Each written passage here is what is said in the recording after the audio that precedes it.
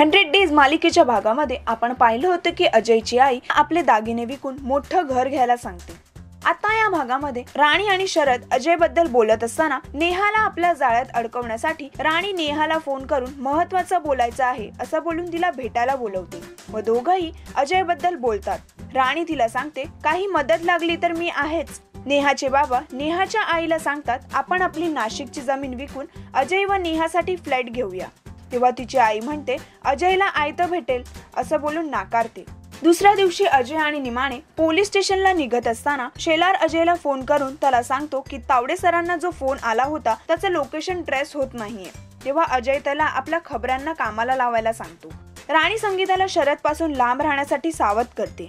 तेव्हा ॲडव्होकेट जाधव तिच्याकडे पैसे मागण्यासाठी येतात। इथे अजय आणि निमाणे पोलीस स्टेशनला पोहोचतात।